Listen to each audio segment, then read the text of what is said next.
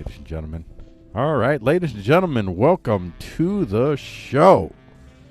Had a little bit of a technical issue there. I had some audio issues there as I was working on it. I finally got it figured out. Finally got the audio me on, and it doesn't matter what it was, but I fixed it because I'm a genius. Not a genius. I'm not a genius.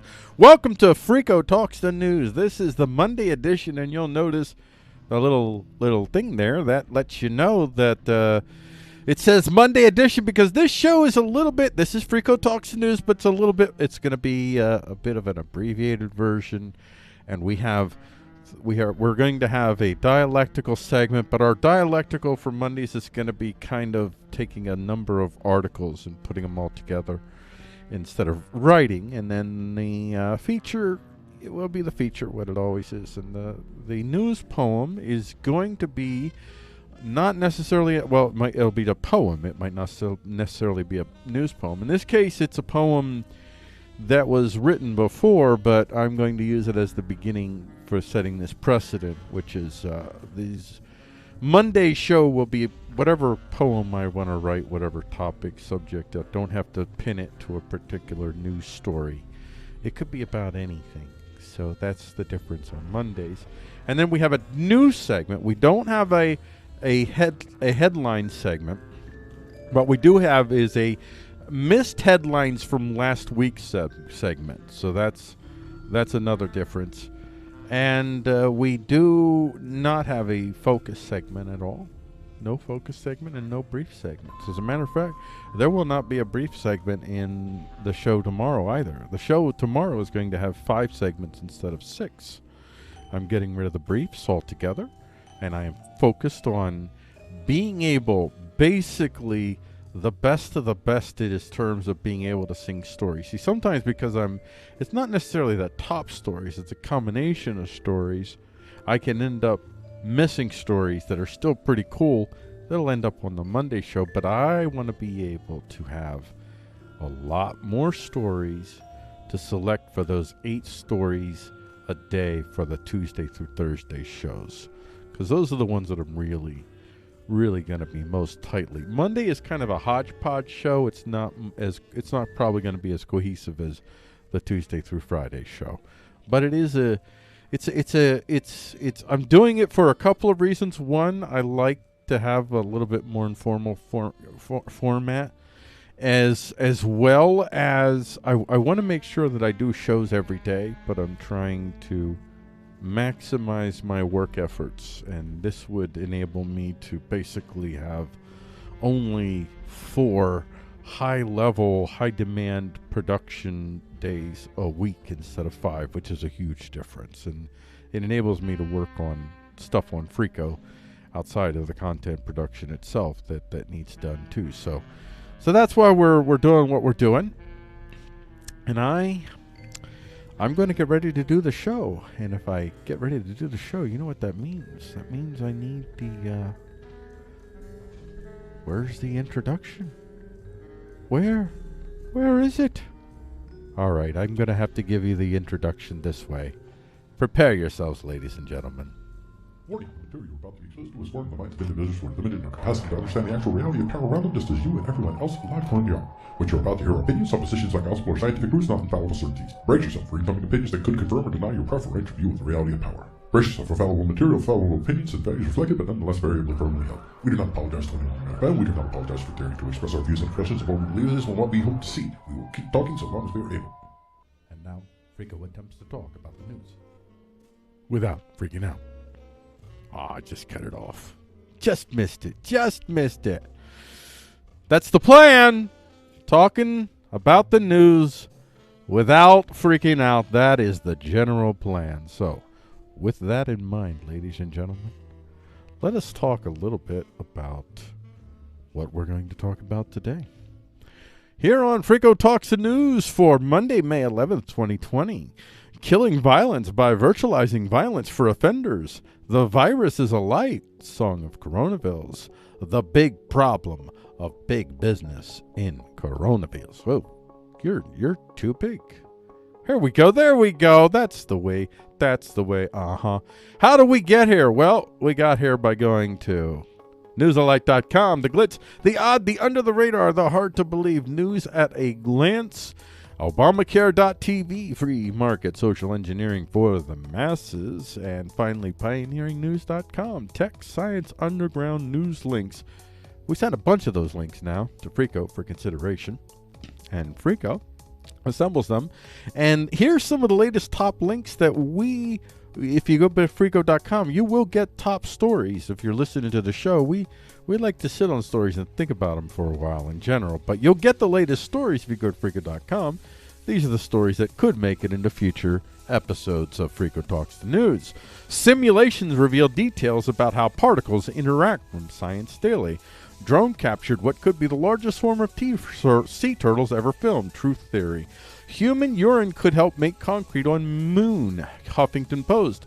Is a new ocean starting to form in Africa? Real Clear Science. Fibrillar networks enable universal assembly of superstructure particle constructs. Advances.sciencemag.org. Sustainable recovery of nutrients from urine. Science Daily. Yet another state quietly moves to criminalize fossil fuel protections amidst Coronavilles. From Huffington Post. And finally, U.S. loses technology war to China. Bows to Hawaii for working on 5G. From Euroscience. EurasianTimes.com. And then all of the stuff comes together for me to sing to you. On Monday, it's not really so much of a song as it is a collage. Monday is kind of more of a collage than a song. So Monday's collage is titled, news collage that is titled, The Virtual Violence of Perception.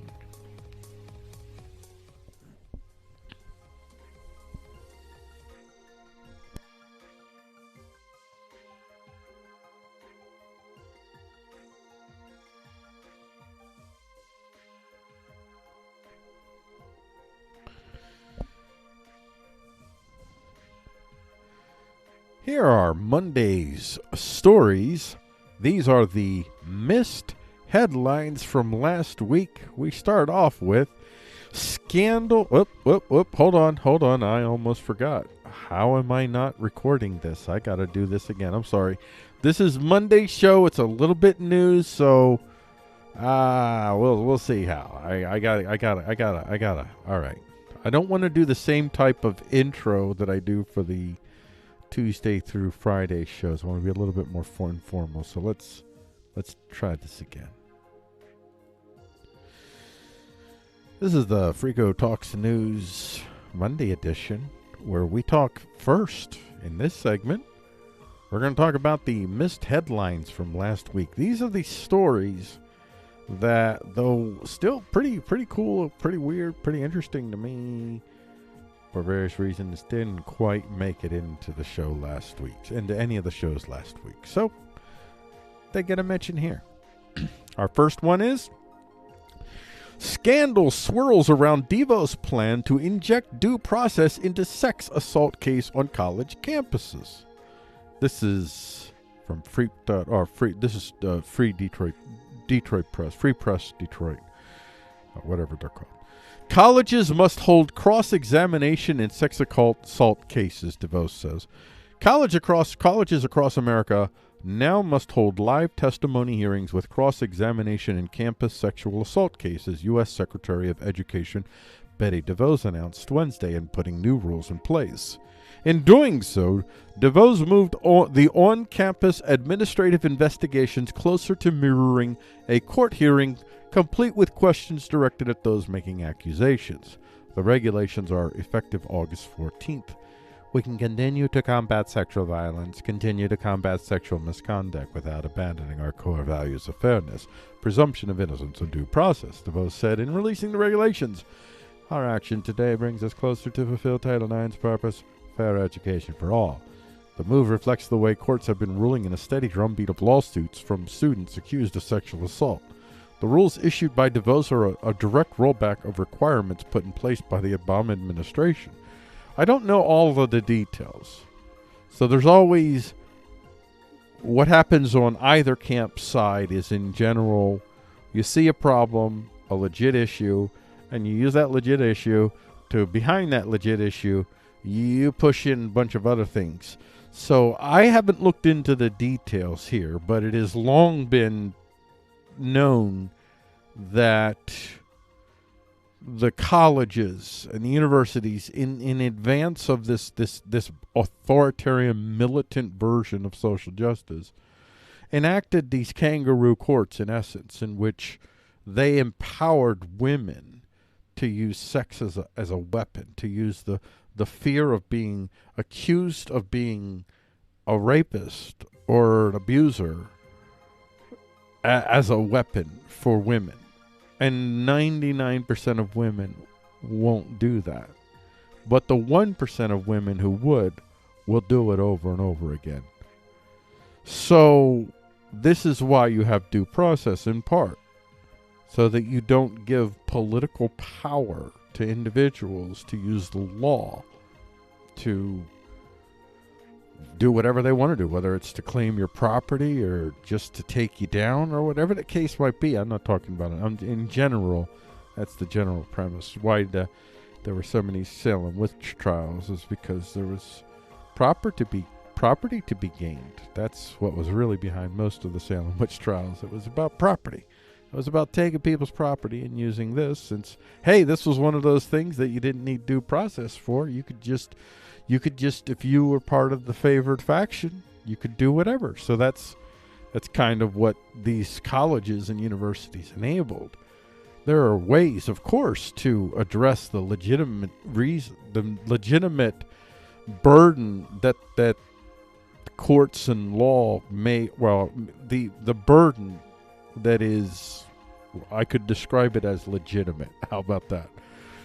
That the unnecessary burden, the unnecessary burdens that law and the courts put on women who want to, who accuse people, especially given that, it's changing and it'll change more and more, but still, because usually the socio-cultural balance of power is more significant with the men than it is the women who find themselves in positions where they are sexually assaulted.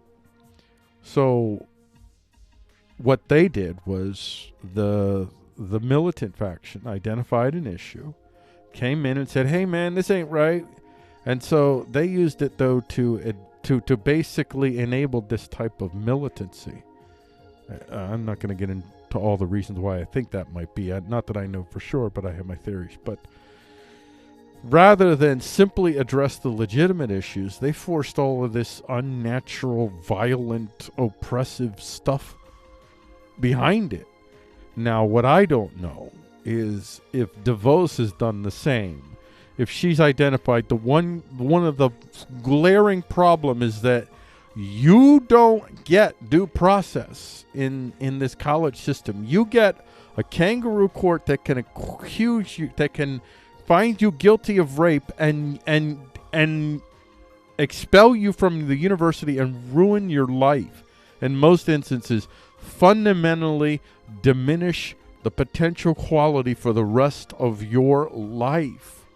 This is life-changing decisions that are made on another human being. And you're not going to give them an opportunity to face their accusers. You can't do that. That's violence. That's fundamental violence. But did DeVos come in, and did she make a lot more changes than just that in ways that restored a lot of the imbalances that the initial liars said that they were going to fix? Well, I guess there is no initial liars. I don't know who the initial liars are. That goes way back to the first person that said, hey, everybody, if you give me all your stuff, trust me, your life is going to be better. Whoever said that first, that's where it started. I don't know where that started. So there you go. I won't go into any more than that. I'm just going to keep going. And this is an interesting story. I will keep going for one more. This is an interesting story reading the different headlines. You have, the left has stories like DeVos makes it possible for men to rape again. Stuff like that. The hyperbole on all sides. This was, of all of the ones, even though this is still kind of a little shrill. This is one of the least shrill headlines. That's why I picked it. Just to note, this has definitely been used as a vehicle of power to fundamentally paint everybody on the other side of the planet as being really, really evil. Just stupid and evil. The only way that you couldn't possibly understand it is if you're evil. Mob rule chooses authority in European reality of power. I wrote that headline. Yeah. I forget what their headline. Oh, well, here it is. Excerpt from the Times UK. 70% of Europeans want the state to pay a basic income. An overwhelming majority of Europeans support the introduction of universal basic income, a radical economic policy often described as utopian. A survey conducted by a German think tank has found Bertelsmann Stiftung's Opinion Survey. Oh, I like that, opinions. I probably don't like this organization that's conducting it, but who knows? Maybe they're awesome. Survey of 12,000 people in all European Union countries, including Britain, was conducted as governments adopted unprecedented social and economic measures in recent months. Researchers were startled to find that 71% of Europeans supported the introduction of a universal basic income, and that 53% of those aged 16 to 29 believed that authoritarian states were better equipped than democracies to prevent. You see that? What a weird thing. See this? We're better equipped than democracies to prevent climate change. 53% of those aged 16 to 29, and that's climate change is a classic case in point to the last point. Why I look at the Vos thing and my knee-jerk reaction is not anymore, all right, well, you're finally, I'm like, wait a second, what do you got behind that, Betsy? What do you got behind that empowers your particular faction? Yeah, I'm sure there's stuff. I'm 99% sure there's stuff. And this is with the climate change. Is climate change real? Is it man-made? To what percentage is it man-made? To what degree can humans change this? What are the options and how we might consider changing this? What are the options if we can't change this to modify our lifestyles? Options, not what is the cookie cutter high on point solution, because particularly the folks that identify with the left have used climate change as their particular vehicle of power. If climate change is real, and I'm inclined to believe it is, and it's man-made, and I'm inclined to believe that it's man-made, and it's severely man's fault, and I'm not inclined to believe it's severely man's fault. I believe, though, that we are making a bad situation much worse, and to some degree, we probably, my suspicion is we're going to find out most of the climate change is caused by what's going on with the sun, that stuff. But I could be wrong, and I don't know. And hardly anybody else knows that isn't a doctor or that isn't a high-level scientist. And a lot of high-level scientists don't know because they themselves have been given over to high shrillery partisanships as well. So even in our scientific fields, we got a lot of people with blinders on, tunnel vision. And some of that tunnel vision is created by chasing grants and funds and tenures and whatnot. So there's a lot of corruption in the science industry, just like everybody else. So that's this huge problem we have. We don't know hardly fact from fiction. And you want to use what could be a legitimate crisis as some sort of justification to continue to do even harder all of the things that we did that got us to this point. Continue to trust in the direction, the mythologically certainly declared direction of the psychotic few amongst us, because only a psychotic would have the audacity to believe that they could come anywhere close to knowing all that they needed to know to write down orders that affected the lives of millions. Only a psychotic would believe and be able to sleep at night afterwards. Hardly any of us could ever do that, could ever do what these people do. So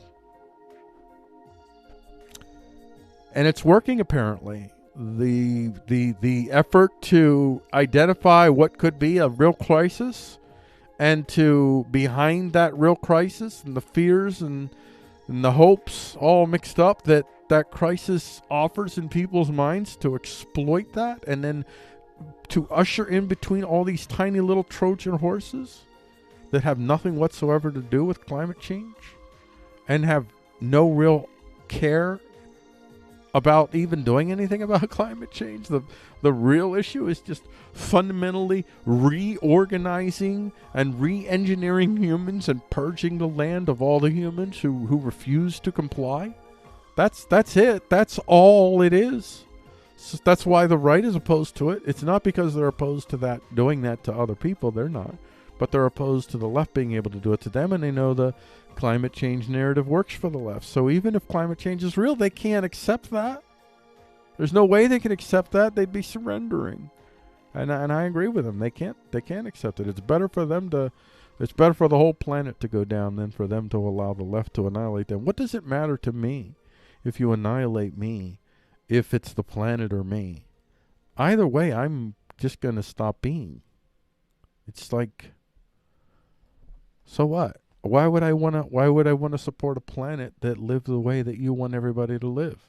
By the way, I'm speaking to both the factions on the left and the right, both of you. If either one of you was in charge, I would rather see this planet just go poof than for either one of you to have full run to do what in your hearts you would love to do. I don't trust any one of you. I love you, and I hope you keep listening, but I don't trust you. Not in politics and government. Not because government has guns, and I don't trust any of you with guns. I just don't. Not right now. The only people I trust with guns are people that don't belong to any of your factions. Not that I want to do anything legal about it. I am not. I'm 100% against all gun control laws of any kind. Really. I would rather face the danger of a madman with a gun than the danger of a government that can define what a madman is. That's my stance. Verizon kicks out $125 million for fallen telephone pole that struck woman at bus stop. This one's a weird one to me. This is an excerpt from Washington Times. The family of a woman who was paralyzed when she was struck by a falling telephone pole as she waited for a bus is to receive $125 million to settle a lawsuit against Verizon. Maria Meister was commuting from Union City to her job in New York in 2017 when the pole snapped, crushing her head and body. Jeez, she suffered multiple spinal injuries and a severe brain injury and is paralyzed from the chest down.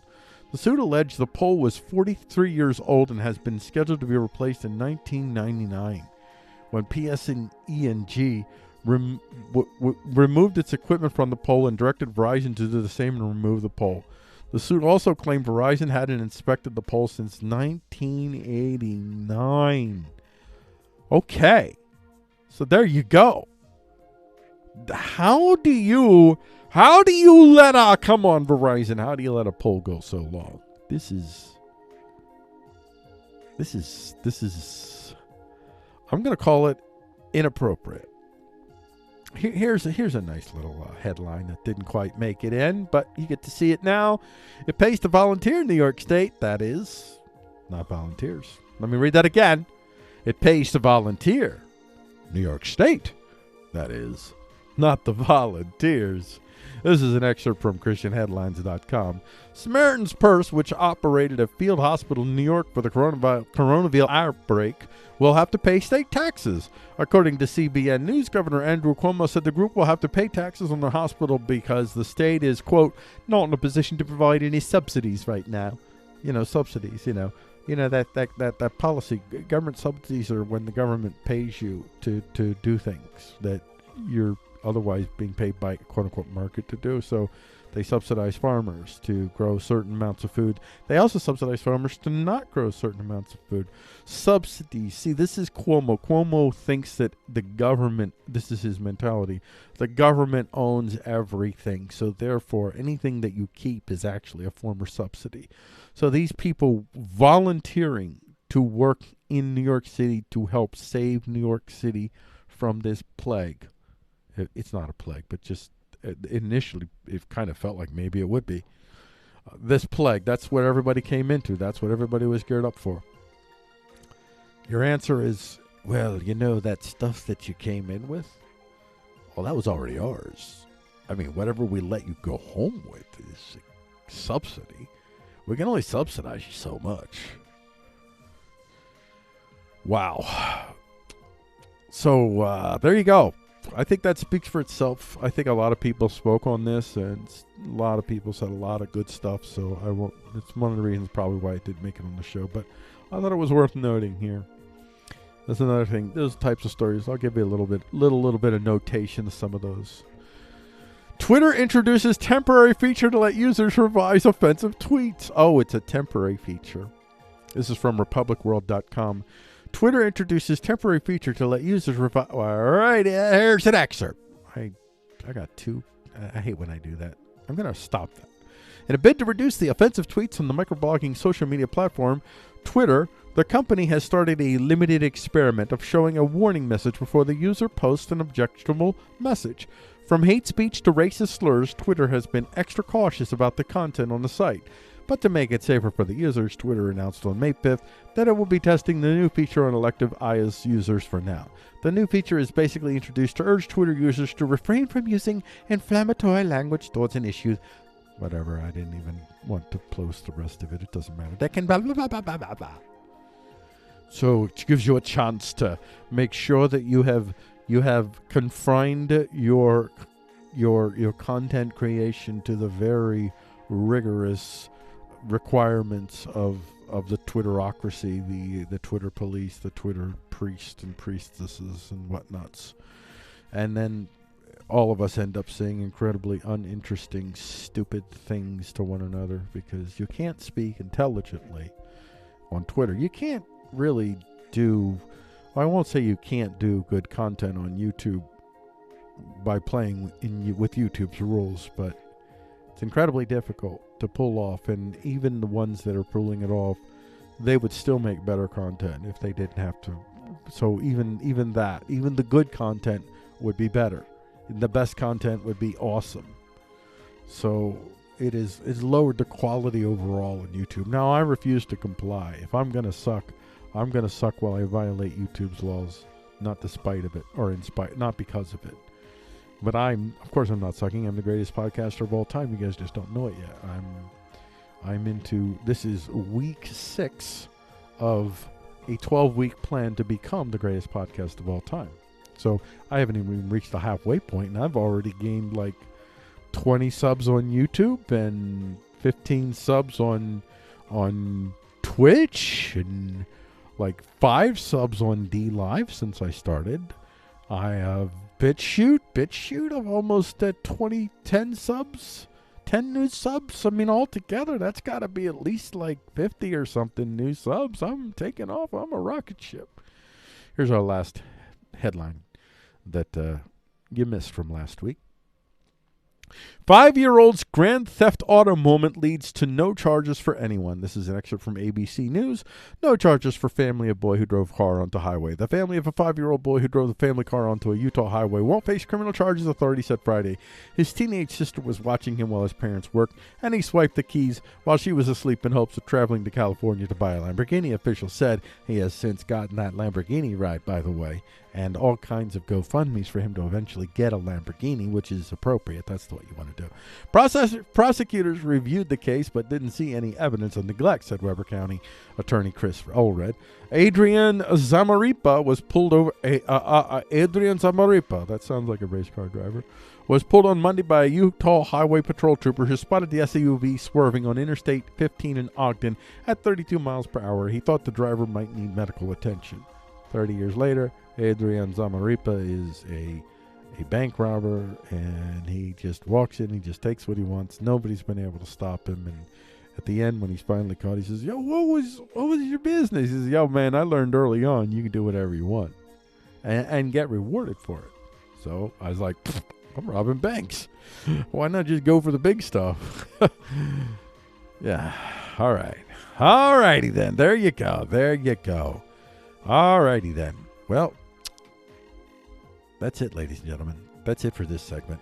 Coming up next on the, this is going to go on at 4 o'clock, and the next segment is actually going to be at 4:30 p.m. So I'm going to do that 4:30, 5:30, and then 6 will be the last one tomorrow. But today, there will be no 6 o'clock show. Just a 5:30 show. So the 4:30 show is going to be our... You know what? I'll have to check back on you on that. I don't even remember now. Where are we at? What are we doing? Oh, I see. I see what's going on. All right. Yep. We're going to be doing our feature next. It's the feature next. The feature is the next thing, okay? And the feature is going to be Killing Violence by Virtualizing Violence for Offenders. I know what's going on. This is a new show. I don't quite have some things figured out, and I messed up something. I should have put a label somewhere. I'll get that next time. Hey, if you're watching the live stream, which airs Monday through Friday, 12:30 p.m. Eastern Standard Time, right here on the Action Bots YouTube channel, then guess what? Guess what, ladies and gentlemen? You don't have to wait. Alrighty, so that was a little weird, and so I realized I don't have linkages. I don't have labels for the different segments, so I'll have to work on that probably this weekend. I'll work on tightening up the Monday show. I really didn't know exactly what the Monday show was going to be until this morning, because I just didn't know.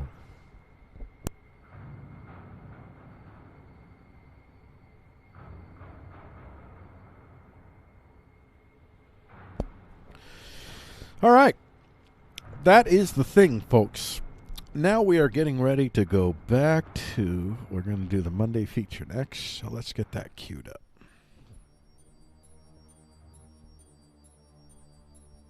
Oh, no, that's right. I start here. That's right. All right.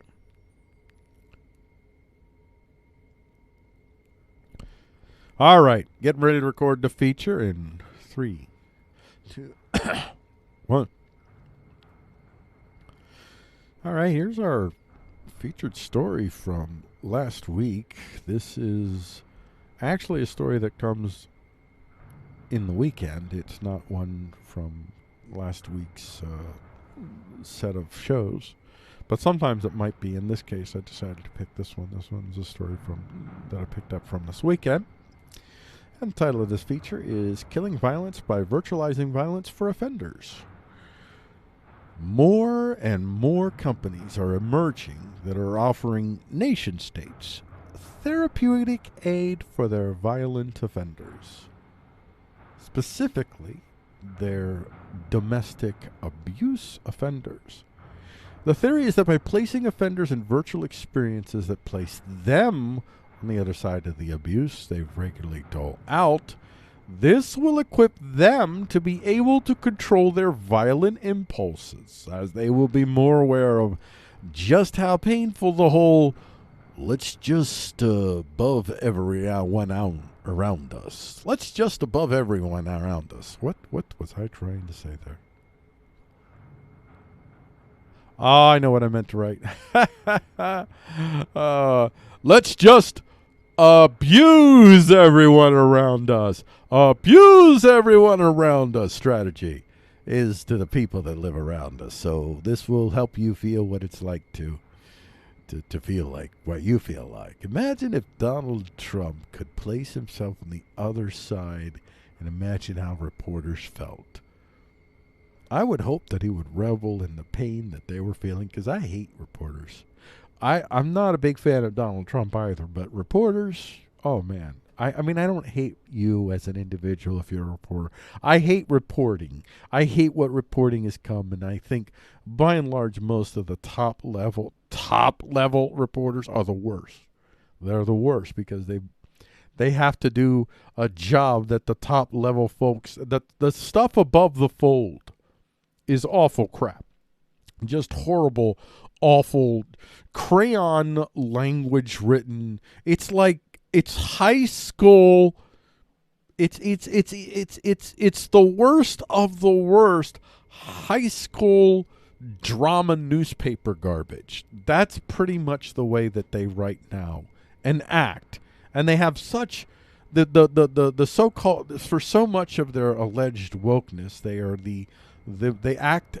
act like you would expect the most entitled and privileged to act, and they'll never let you forget just how worthless you are because you're not them. So I don't know. I think that in that case, I don't know why I went off on that tirade. I apologize. It had to be done because I just can't stand being involved in various ways. What I'm doing here on Frico Talks the News, this isn't strictly speaking journalism, but I have done journalism. I have been a newspaper editor. I've written straight news stories. I know what it is, and I hate that it doesn't exist anymore. I hate it. I hate the garbage that these people are now giving us. I just can't stand it anymore. But I can, because clearly I continue on, so clearly I can stand it. But rhetorically, I cannot. I can't abide it. Alrighty, so here's an excerpt from 7news.com AU. That's Australia to you and me, mate. Abusers forced to live through domestic violence in new virtual reality program using Oculus technology. Barcelona-based company Virtual Bodyworks did a trial over 4 years with 200 perpetrators of domestic abuse on suspended sentences. The male offender... Oh, you know what? I have to go. There we go. That's better. There you go. The male offender is asked to put on a virtual reality headset that transforms him into a woman. Well, that is impressive.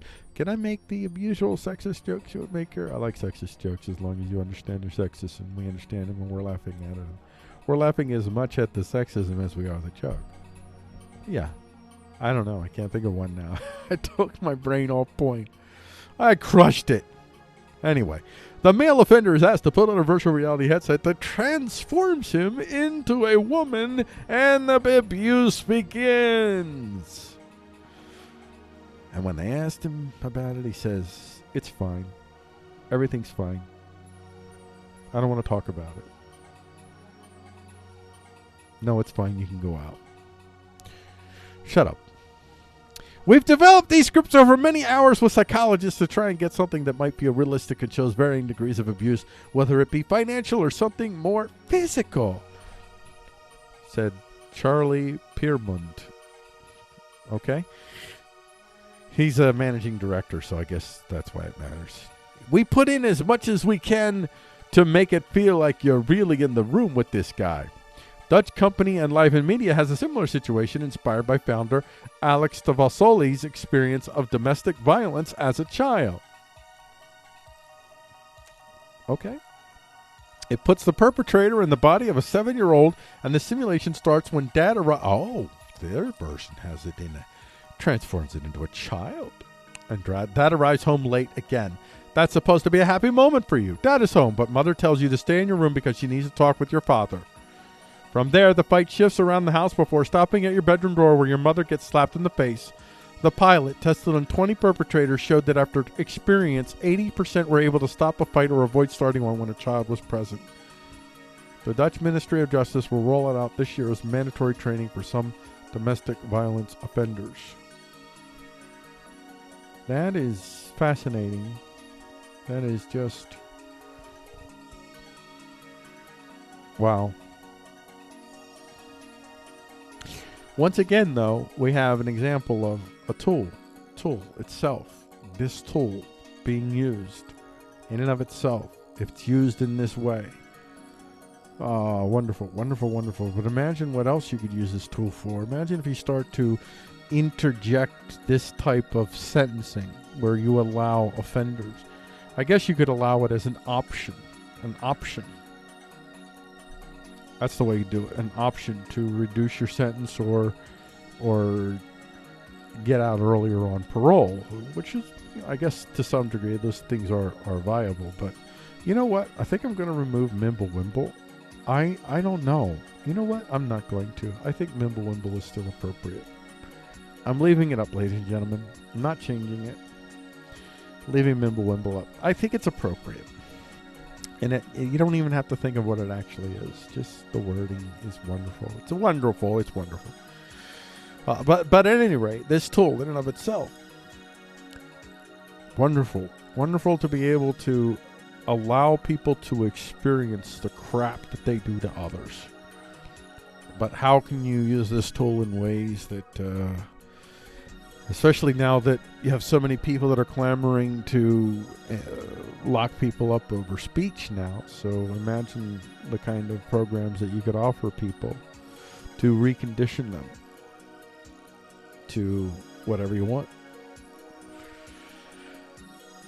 Oh, I don't know. For me, I would say, as usual, if this is a tool that's in the hands of the many, it's dispersed, and we have multiple makers and producers and designers, then this could be a really wonderful therapeutic tool that could actually maybe help people avoid jail time altogether in some instances. Maybe not if you're talking about rape, or I'm talking about if I'm sure there are plenty of situations where you can use stuff like this. If you had that local accountability, direct local control accountability, but if it's a federal program where one company has been awarded the technology, or it's 3 or 4 companies that their IPs locking it down and protecting the technologies behind it, where the secrecy is going, how they're making even more money off the secrecies, if they are, if they're not, the secrecies being your secrecies that they're selling. So, as per usual, I guess, as per usual when it comes to these types of technologies, really, really, really fantastic, wonderful tool that in the hands of the many can go very far. You know, talk about even how you could use this tool for training regarding cognitive behavioral therapy, or there's other stuff that I forget the name, but there's stuff that's I guess you could say an evolution from cognitive behavioral therapy. I forget the title, but whatever it is, these types of self therapies that you could actually use the VRs to run exercises, to demonstrate, to show people, I guess you could say, succeeding in mapping their universe so that they can make sure they stay in their parameters, self-directed, self-wanted parameters, not the coerced parameters of others. But it can be wonderful in all kinds of ways in that area. But again, if it's locked down, then it's not so much. And I think we'll end this feature here. This is the 4:30 p.m. show on the... Let me switch this here. Getting used to this new Monday setup. This is the 5 p.m. show on Frico Talks the News' Action Bots YouTube channel. Coming up next, the 5 p.m. show is going to be the poem. And the poem is titled, "The Virus is a Light, Song of Coronavilles." That is coming up next on Frico Talks the News. But you'll have to wait till 5 p.m. if you're watching the excerpt version of the show. If you're watching the live show on YouTube's Action Bots channel, or the Action Bots YouTube channel at 12:30 p.m. Monday through Friday, Eastern Standard Time, you don't have to wait.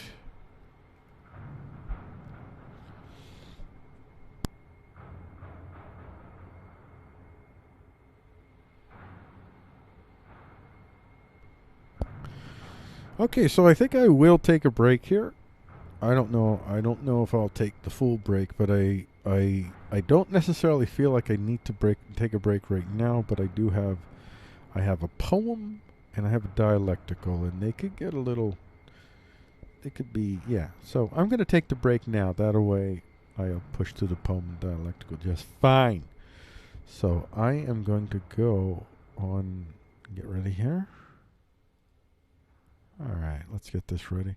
So this is probably going to be like maybe a two-ish minute break. It won't be as long as the usual breaks, but I will be back momentarily as I get a real quick innie outie in the liquid department, so to speak. So I spoke. That's how you do it.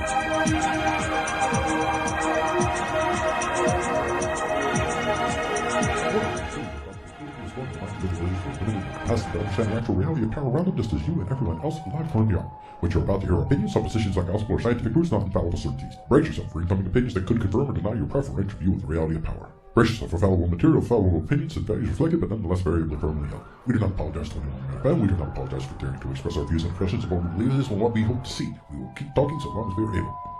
And now, Frico attempts to talk about the news without freaking out. Well, ladies and gentlemen, that is the plan, and that has always been the plan, and I feel really good about my opportunity to turn that 2 into a 3, as in 3 shows in a row without freaking out. Come on, ladies and gentlemen. Come on. You know what? Don't clap yet. But I think the Monday shows in general are probably going to be the easiest shows for me to avoid freaking out, but you never know. You never know. You never know. When the stars align in the right way, all of a sudden, eyes bulge out of his head. Never mind. We're going to move on, ladies and gentlemen. We're going to continue with the show because we are ready to do our poem, our news poem, which is a little bit different because on the Monday show, there's no news. So it's just the Monday poem. The news poem's only going to be 4 days a week now. The poem might be anything. And sometimes, well, I'm going to be playing around with stuff because I'm going to start doing some of my my verbal visual poems probably on Monday. My weird or stranger stuff maybe I'll do on Mondays in general. The stuff that's just not related to news necessarily. So that's what we're going to get. And that is not what we're going to get today, though. We're going to get a poem that I wrote near the beginning of Coronavilles, when it was first emerging, and what I saw immediately, and is largely played out. Not that I'm a genius. Everybody, well, most everyone saw that this was going to happen, and that is the virus is a light. That's the name of this poem. But it was not a news poem. It didn't fit in, so it didn't make it in any of those shows. That's why I decided I'm going to do it now. It's going to be the first poem. I'm going to kick off the Monday series of poems. And I do want to mention, though, that I have decided for now to not do the ICAP series. And this is because I'm not quite satisfied with it. And I'm not until I really... I do want to do something. I'm probably going to end up doing it on Sundays, though, instead of Saturdays. But I'm playing around with some thoughts, but I probably won't do that for another 2 or 3 weeks before I figure out what I'm going to do. I do want to do these news poems that I do, the 4 news poems, but I might end up doing, instead of a weekly, it might be a bi-weekly thing, especially because now it's going to be 8 poems. Anyway, thought. That's what we do here. Let's get ready to do the Monday news poem. So let me get this prepped here for, where are we at here? There we go.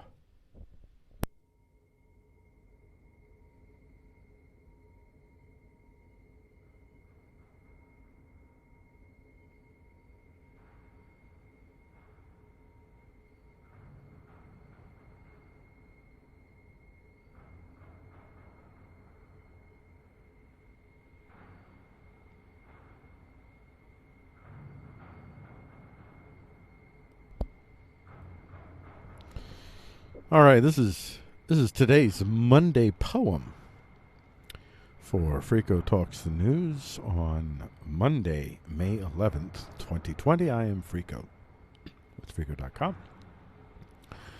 Today's poem is titled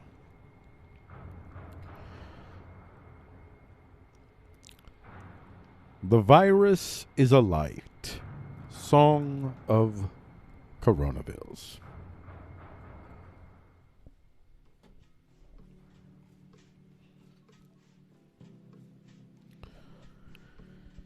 Oh, this is such a lonely track. On either side, acid. The gloomy load, the phosphorus dangles across the balconies, the flamed skies. As locusts grind the dust to something less than human. Less than human. The shape of the sky is the heart valve, scissored and splayed across things that you know. Things that you know, that you know, that you know, that you know.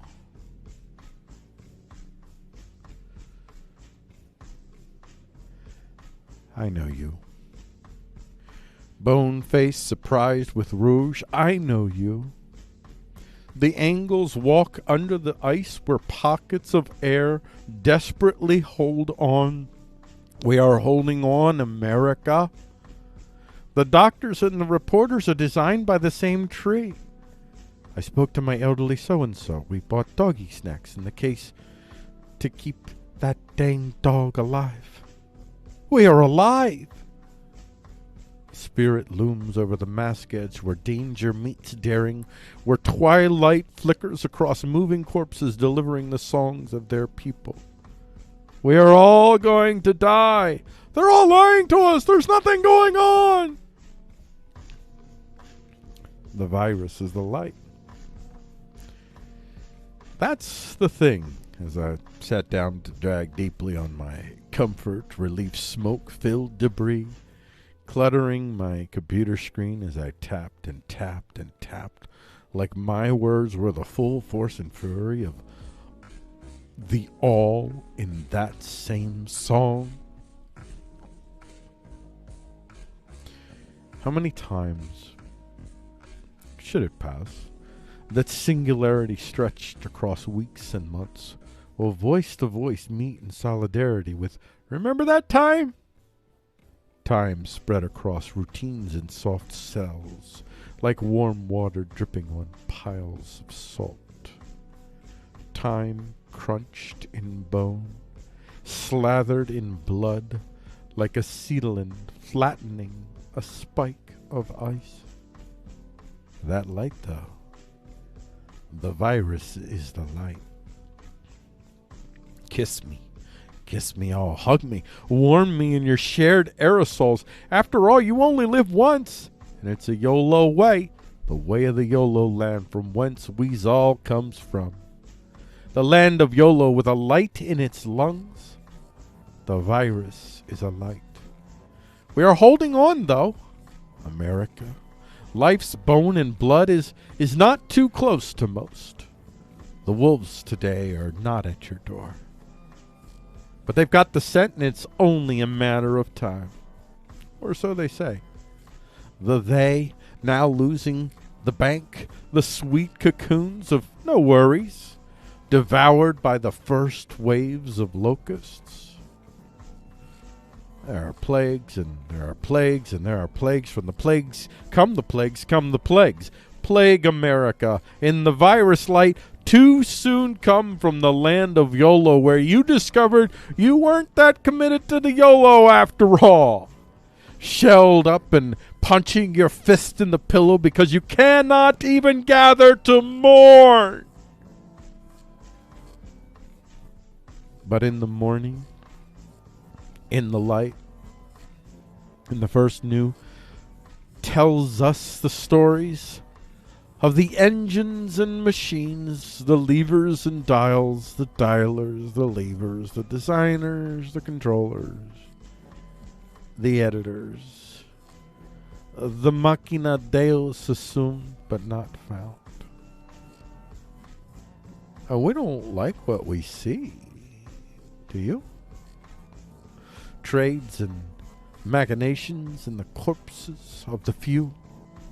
The entangling into the useful for the few with the CGI makeup of the illusion of the certainty of daily YOLO daily. We need that daily, son, because we can't experience indifference and lows to the suffering of the sublime enough. And now machines with mouths and candy drawers and law chambers spit the songs of their people, which are not our people, the people of the land, the people outside the divine halls of the engineers and their enforcers. I tip my fedora to the new ladies of this ruthless tribe, because YOLO, but then light. The virus is a light. How did your house find itself before the light? At war? At peace? The light will destroy the pretense of the CGI makeup. The naked face, unstitched and uninjected, collapses in its own bed of bone, exposed as the virus itself.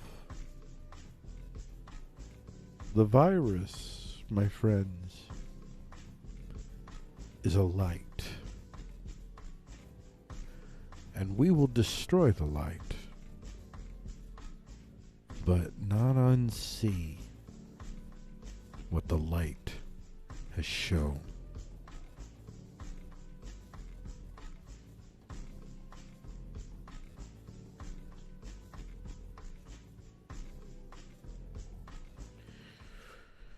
All right, well, that was The Virus is a Light, the first Monday poem for the first Monday edition of Freako Talks the News.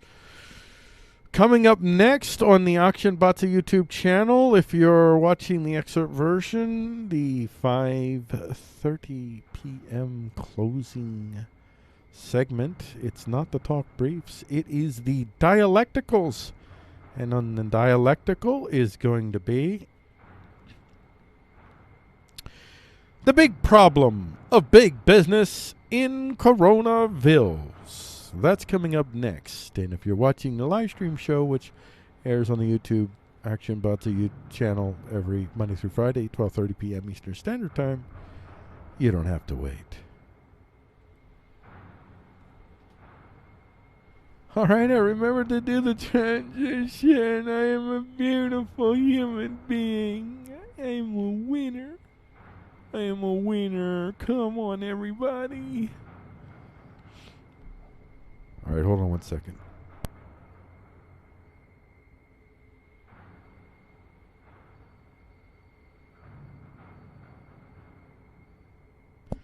All right, about ready to record a dialectical here in 3, 2, 1.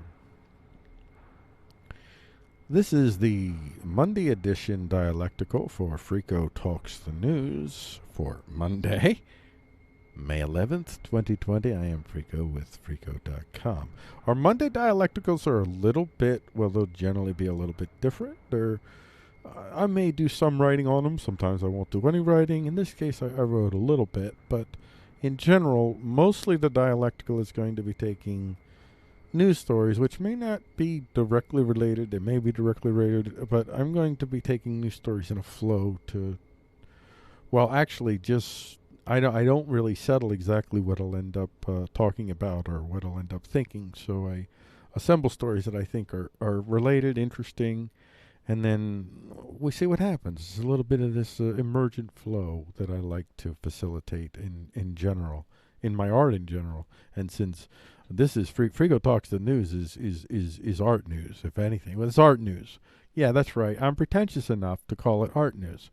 Call it art news, call it song through news, news through song, whatever it might be, but just basically this is art news. It's just art news. That's all it is. That's all it is. So with that in mind, that's the strategy behind how we're going to do this. This is the first one, so it might be the last one if it turns out that I don't like how it goes. So come along with me and let's see where this takes us.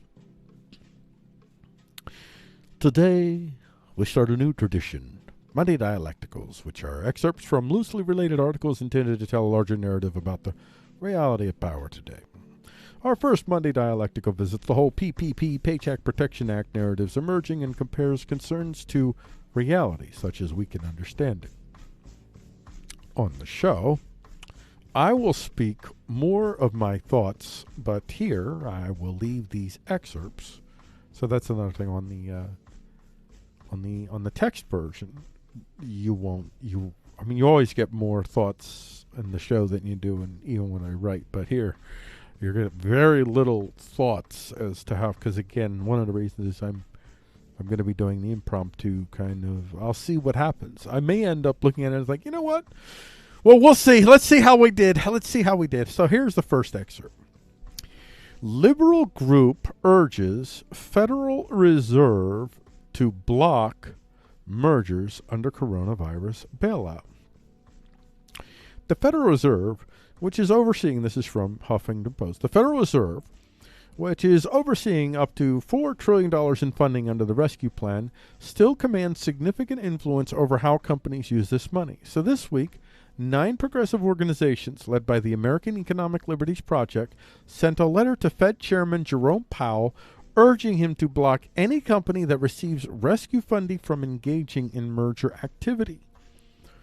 The Fed must aggressively attempt to retain institutional credibility as a neutral actor in our economic order, the groups wrote. It should not help finance a merger wave that leads to large-scale consolidation. By snapping up their rivals, big firms can eliminate sources of competition on worker pay and consumer price.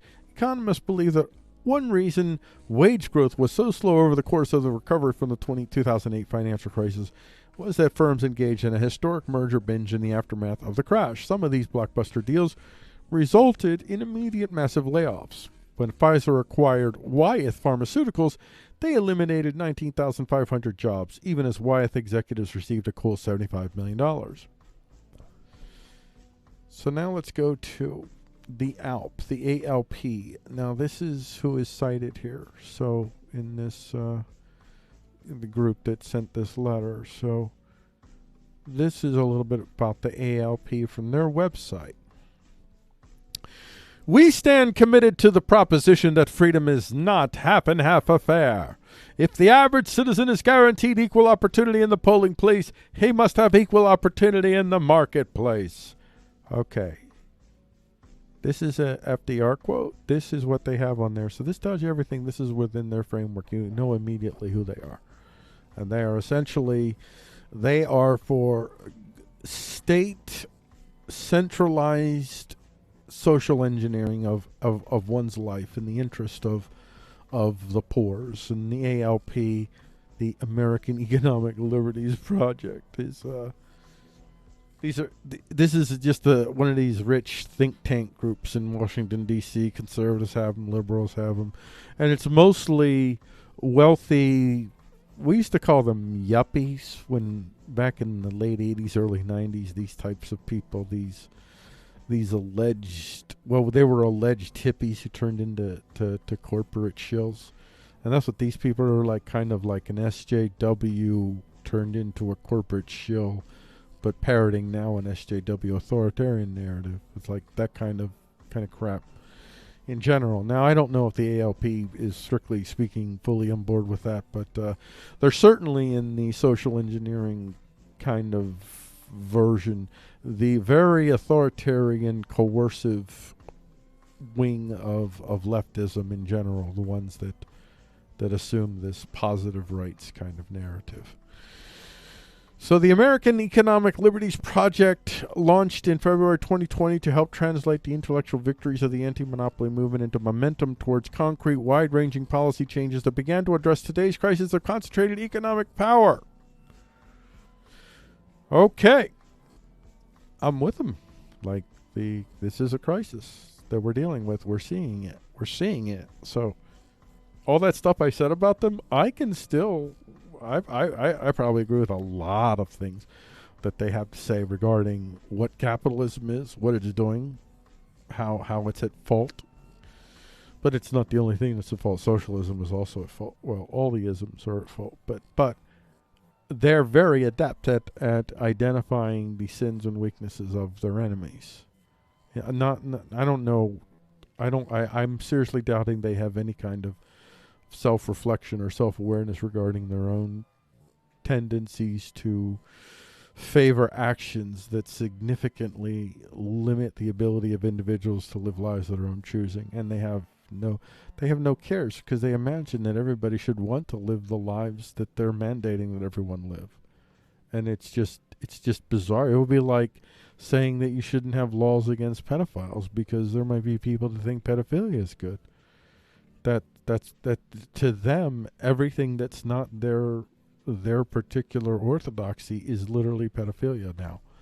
I mean, that's the only place they can go, because that's everybody's a pedophile now, and you see it now. How many more people? That's now the ultimate death sentence, to be accused of being a pedophile. YouTubers won't even say the word pedophile if they're talking about a case involving pedophilia, because YouTube's policy is if you say the word pedophile, your video is blocked and probably sandboxed, as they say. Shadow sandboxed, as they say, whether that exists or not. But can't even say that word in an intelligent news, unless, of course, you're CNN. And even if you're CNN and it's one of your people that's knowingly falsely accusing some political operative of being a pedophile, or for that matter, if it's somebody on Fox News that also does the same.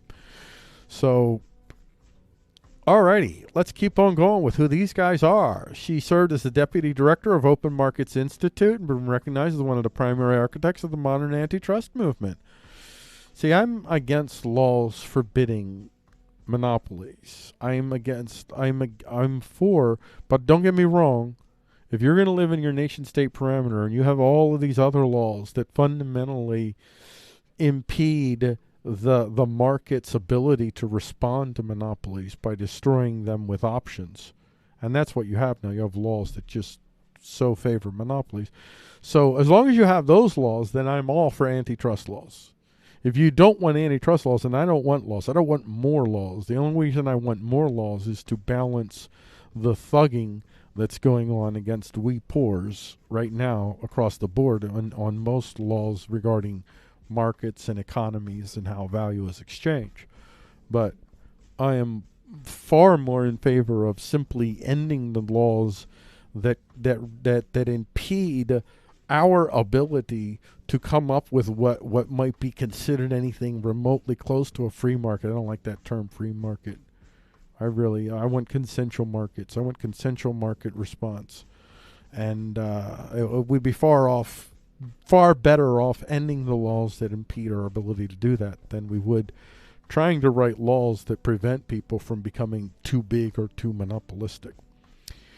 As concerns over concentrated economic power has broadened beyond community, because see what they'll do, like I said earlier, it turns out the show does seem to have an underlying theme today. It's that use of a legitimate concern that the vast majority of weak, broken people who aren't Citadelians, who aren't one of the chosen elite vassals of the Citadelians, and we never will be, for we people, we vast majority, we 80+% at the very least, the best that we can hope for is good crumbs. And so, we look at what are they offering us here? What are they seriously offering us here? But even more monopolistic control. Now, I will say this, as we're learning from watching how these monopolies have conducted themselves as of late, these nouveau monopolies, and then how it's trickled down to the banks and everywhere else, they've decided to use their monopolies to advance very, very, very, very factional ideological constructs. They've sought to use their market power to influence the world of politics at such a time when politics is invaded every aspect of our lives, meaning every aspect of our lives has a potential gun pointed at it. So it's just fundamentally unhealthy. And these people, their solution, Open Markets Institute, you can't be for the open market. This is insane. Now, I'm for, by the way, there is a concept called open markets that I seriously doubt that she follows. But, and open markets are not the same as what you call free markets. There's a lot more consensuality. There's a lot more, what they call them, cooperative exchange. I hate the word cooperative. I think cooperation is just polite coercion. I prefer the word consensual, and I think that's what they mean. That when they say cooperative, I think they mean consensual. So I give them a pass on the name cooperatives, but that's what you're talking about in large part. You encourage a lot less of that owner-employee type relationship going on, and to some degree, we're probably going to my supposition is we're probably going to always have that to a certain degree, but we probably can have it maybe 80+% less than we currently do now, especially with the technologies we have. So let's see, is there anything else about her in here? All right, I'm just going to go on. Okay, working together with a growing network of allies, we call on the government to reassert essential policy tools like aggressive investigatory agendas, robust anti-trust. What does that mean? Again, what do they want? They want more rules rather than getting rid of the rules which prevent competition from because generally speaking, if you don't protect the monopolies, they won't exist. All you got to do is just not protect the monopolies. Not award monopolies. Most of the all those giant big fatty government programs. Don't give the monopolies significant tax advantages over the poors. Don't write regulations that will be for the monopolies. They'll hire 50 lawyers and that'll be fine. For the individual that has to hire one lawyer, that'll be the difference between making money and going bankrupt. Don't do that. See, that's the problem. Those are some of the inequalities that we have. Rather than, see, these folks fundamentally don't want equality. They just want to sustain control, and they're using you. They're using we poors. They're using us poor shields as a way to put behind the part where they do the obvious things, writing laws that clearly show how they're protecting, they're ending antitrust, and there'll be devastations, there'll be businesses that are busted up. I can assure you, after the businesses are busted up, they're still going to be in the hands of just as many people as they were before. It's going to be a shell game. That's what they're hoping. They're not here for you. They're here to use your narrative to continue to keep you enemizing. There's a real word, and it's fitting. It's enemy and enemizing, because you're kind of doing it to yourself too. Enemizing your fellow brothers and sisters and days in the poor's nation. That's pretty much what they're doing. Then here's something interesting from NPR. What's inside the Senate's $2 trillion Coronavilles package? How it's broken down. Education gets $43.7 billion. That's estimated. Public health, $153 billion. Individuals, $560 billion. That's estimated. Those are the Trump dollars, and I did get my letter from Trump so that I knew. See, I did that. I don't know if Donald Trump knows. That's actually just like probably hurts him. It hurt him with me. Not that I was going to vote for him. I'm unregistered. I won't be voting in any election. But still, if I was voting, if I was going to be pragmatic, and I don't begrudge anyone who has decided to. There's a lot of good reason to consider voting nowadays. You're kind of survival mode right now, literally, for a lot of us. So I understand it's really difficult for me not to, but I've decided, no, I'm not doing it for my own reasons. But if I was, I would say Donald Trump would incline me more towards why bother because of that action. It's why bother? This guy's insane. Why? Why did you do this? This is just pitiful. State and local governments, $340 billion. Big corporations, $500 billion. Small businesses, see, this is what I want to note here. This is important. Big corporations, $500 billion. Small businesses, $377 billion. So I guess it makes sense big corporations get a little bit more, maybe. I don't know, unless small businesses take up more of the economy. Safety net, $26 billion. Source estimate, so this is another, whatever they're calling this for. This is something that hasn't been quite created yet.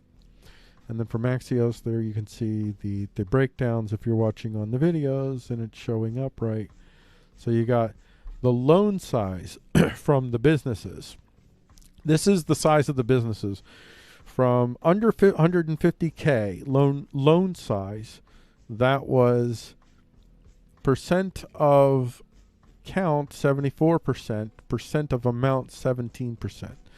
So that's a nice that's a nice contrast of numbers there. The many give you the few. Yeah, that's pretty awesome. 150K to 350K. It's 13%, and up to the big contracts end up. They only take up 2.48%, the 1 million to 2 million, but they're 16% of the value. The 2 million to 5 million is 18% of the value at only 1.3%, and then this is over 5 million. There's only 0.27%, but 9.3 percent of the overall value. So a class action lawsuit, this is now from data. Okay, here we go. This is from Axios still. A class action lawsuit on behalf of small business owners alleges J.P. Morgan, Bank of America, Wells Fargo, and U.S. Bank prioritized larger loan applications over smaller ones in order to collect larger processing fees. What a surprise. As a result of the heavily lobbied exemption, chain restaurants were able to land multi-million-dollar loans and gobble up large chunks of the funds, reportedly along with hoteliers and publicly traded companies. In response to the backlash, the founder of Shake Shack, for instance, returned $10 million in PPP loans. Yes, but while much of the program's total amount went to companies who were able to show their operations needed $1 million or more in assistance, suggesting they were hardly small businesses, nearly three-quarters of the total loans given out were for under $150,000. Three-quarters, but 17% of the value. So wait, hold on. What did? Right. 17% of the value. That means that you could have taken care of way more small businesses if you didn't have any of these 1 million over loans. They all should have been, really, they shouldn't have been higher than $500,000. And then you would have, that's the way that you could have actually created a small business loan fund. 500,000, no more than 500,000. So who's going to apply? The small businesses that don't need more than 500,000 because they don't have that big of budgets and operations. And you create a thing just for them. Instead, if you want to, you have to create different things for different groups, especially because you want to make it transparent. When you have 17% of the value, you look at, we've got 150K to 350K to 1 million. That is a huge jump. And it's interesting because then that is, you look at this is 350K plus accounts for, we've got 10, 11, 12, 12.5%. And 12.5%. And yet we have 23, 24, 34, 40, 58, 59, 68. 68%. That's just in my head. I might be off by a little bit. They're about 68%. 68%. It's 16 some odd percent of the actual amount of loans. 68%. 68%. That means only 32%. 32%. Roughly 90%. Or no, roughly 87%. 87% of the small businesses accounted for 32% of the value there. That's all you need. That's all you need. So, wow. When I look up at these ALP people and I see that they're quoting from FDR with his garbage, FDR is basically a leftist fascist. He's a fascist too. He is a fascist. There's leftist fascism, and this is leftist fascism. And there is rightist fascism. They come at it from it. Basically, the difference between leftist fascism and rightist fascism essentially comes down to which factions are they fundamentally whipping up into fear and hate of the other. Is it the faction of the perceived haves or the faction of the perceived have-nots? If it's faction of the perceived have-nots, it'll be leftist fascism. Not that all leftism is fascist. And if it's of the haves, it'll be rightist fascism. Not that all rightism is fascism. But we do have significantly large portions of left and right fascist factions in America, with the leftist faction having by far and away the most amount of power. So they're, once again, all of them have some truths and some real legit gripes that are being answered in what they say to their factions, but they all lie to you because your faction is sucky too. You are just as worthless as the Antifa that you think is so hideous, and you are just as worthless as the MAGA hat wearing idiot that you think that you're better than. None of us are, well, with some very few exceptions, none of us are really fundamentally all that better or worse than the other. Most of us are pretty crappy on some way, on some circumstances, and pretty what would seem to be self-sacrificing in other circumstances. We're a mix of stuff. And I think the sooner that we can come to that realization, the sooner that we can get past the factionals and get down to the real blood and bone. What kind of world can we humans create? Worlds, preferably. Can we humans create worlds that are also interacting with one another, so we have still one world too? But what kind of worlds that can we create that enables us to live in ways in which we don't feel like we have to appeal to some distant authority to point a gun at our neighbor's head to protect us from our neighbors? What can we do to get to that place? And I believe that there's plenty of answers. You keep watching Frico Talks the News, and I'm not telling you I have the answers. I don't. But I do know where the answers are from a whole lot of other people out there. In ideas, technologies, science, people practicing doing things right now. I find those stories, and I tell you those stories, and that's what we fundamentally do here on Frico Talks the News. And I think that's going to be how I end this dialectical, our first dialectical. And you know what? I like it. I'm definitely going to do this same type of format. I didn't even get to the last little thing I put in here. But I think what you end up seeing is you see how everybody writes things and positions the news and puts it in their context, and they gloss over the stuff that doesn't make them look great, and they hyper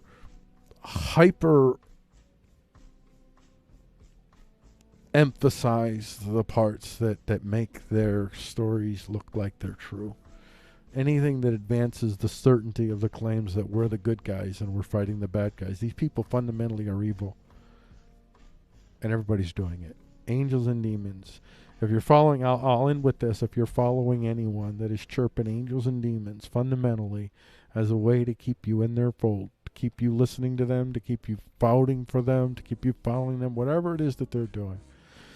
There's very few of us that are actually angels and demons. We are all angels and demons in one person. We have varying ways and manners in which we manifest the crappiness and the wonderfulness of who we are. And we would be very, very foolish to set ourselves up to be smashed by the hammers that we seem to want to build and hand out to others to pound our neighbors into the ground for whatever reason our angels and demons masters tell us we should want them to be hammered in the first place.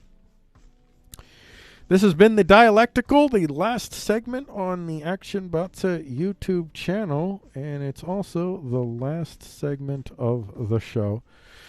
So join us tomorrow for the regularly, these will Tuesday through Friday will be the full length shows. So the show will be, it'll be 5 segments though instead of 6. It'll still probably end up being, well, it'll end up being a little shorter. Still end up being probably about 2 hours long in the end anyway, hopefully, because then I have more time to talk about things I always want to talk about more about. So hopefully that's how it works out. So if you're watching on the Action Batsa YouTube channel and then on the excerpts, and this is your 5:30 excerpt, I will see you tomorrow for standard time with the first segment from the show tomorrow.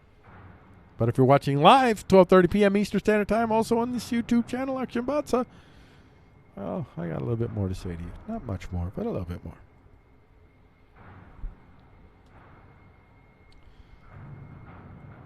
Alrighty then.